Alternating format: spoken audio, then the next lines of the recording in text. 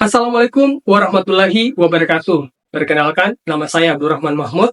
Saya adalah guru IPA di SMP Negeri 4 Satap Motilango. Pada video kali ini, saya akan berbagi cerita praktik baik saya, bagaimana usaha saya dalam meningkatkan literasi sains di satuan pendidikan saya. Bapak Ibu sekalian, kita ketahui bersama bahwa kurikulum Merdeka merupakan kurikulum yang sangat memfasilitasi peserta didik untuk bisa belajar sesuai dengan kebutuhan mereka.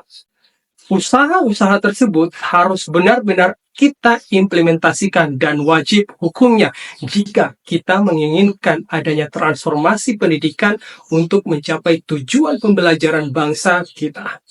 Bapak Ibu sekalian, adapun judul praktik baik saya adalah diferensiasi pembelajaran berbasis Google Sites untuk meningkatkan kemampuan literasi sains. Selamat menyaksikan. Bapak Ibu sekalian, pada kesempatan kali ini saya akan menceritakan situasi kemampuan literasi sains di SMP 4 Satap Motilango. Kemampuan literasi sains di sekolah ini menghadapi tantangan yang luar biasa dalam pemahaman konsep ilmiah. Meskipun peserta didik memiliki pengetahuan dasar yang memadai, sebagian besar dari mereka mengalami kesulitan dalam menerapkan konsep-konsep tersebut pada situasi nyata. Kesenjangan ini mengakibatkan rendahnya kemampuan berpikir kritis dan keterampilan penyelesaian masalah di kalangan peserta didik. Bapak Ibu sekalian, tantangan utama dalam meningkatkan kemampuan literasi sains di SMPN 4 Satap Motilango terletak pada pemahaman konsep ilmiah di kalangan peserta didik. Hal ini mengakibatkan pemahaman yang dangkal terhadap sains, di mana peserta didik cenderung mengandalkan hafalan tanpa benar-benar memahami konsep yang mendasarinya. Selanjutnya, kebutuhan belajar peserta didik di SMPN 4 Satap Motilango sangat beragam, mencerminkan latar belakang dan pengalaman yang berbeda-beda. Beberapa peserta didik lebih mudah memahami informasi melalui visual, sementara yang lain membutuhkan interaksi langsung atau pengalaman praktis untuk memahami konsep. Disinilah permasalahan muncul, ketiadaan pendekatan pengajaran yang dapat memenuhi kebutuhan individual ini seringkali membuat peserta didik merasa terasing dan kurang terlibat dalam proses belajar. Mereka yang tidak mendapatkan pendekatan yang sesuai dapat merasa frustasi dan kehilangan motivasi untuk belajar sehingga berdampak pada hasil belajar mereka. Kondisi ini diperparah oleh keterbatasan sumber daya di sekolah. Kombinasi dari faktor-faktor ini menciptakan tantangan besar yang memerlukan perhatian serius dari seluruh stakeholder yang ada dalam satuan pendidikan ini. Bapak Ibu, adapun langkah-langkah inovatif yang saya lakukan untuk menghadapi tantangan ini adalah saya menggunakan media pembelajaran berbasis Google Sites dan pendekatan diferensiasi.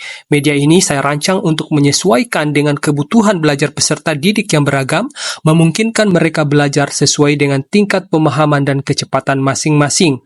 Proses design thinking menjadi pemandu dalam pengembangan media pembelajaran ini. Langkah pertama, saya melakukan observasi dan wawancara dengan peserta didik untuk memahami kebutuhan dan tantangan yang mereka hadapi dalam belajar sains. Melalui empati, saya mendalami pengalaman mereka, mencari tahu kesulitan dalam memahami konsep ilmiah serta preferensi mereka dalam belajar. Informasi ini menjadi dasar untuk merancang konten yang lebih relevan dan menarik. Bapak Ibu, Google Sites yang saya rancang ini menjadi platform yang ideal untuk menyajikan konten pembelajaran yang menarik dan variatif. Di dalamnya terdapat video yang saya rancang secara menarik menggunakan Generate AI. Dalam Google Sites ini juga terdapat gambar-gambar menarik yang memanjakan mata peserta didik. Gambar-gambar tersebut saya generate dengan menggunakan beberapa kombinasi website AI serta memanfaatkan grafis dari Canva untuk memperkaya pengalaman belajar peserta didik.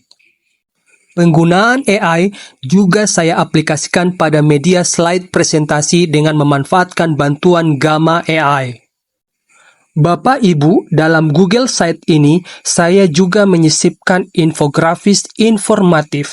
Infografis ini memberikan visualisasi yang jelas dan ringkas, sehingga peserta didik dapat dengan mudah memahami hubungan antar konsep ilmiah. Bapak Ibu, secara garis besar, sintaks pelaksanaan pendekatan diferensiasi yang saya lakukan meliputi beberapa tahap. Yang pertama adalah identifikasi kebutuhan belajar peserta didik.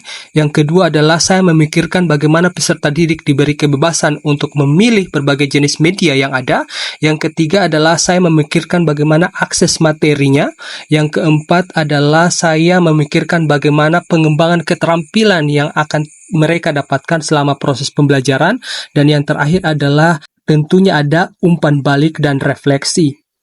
Bapak Ibu, pendekatan diferensiasi ini memungkinkan semua peserta didik memilih media yang sesuai dengan pilihan dan kebutuhan mereka.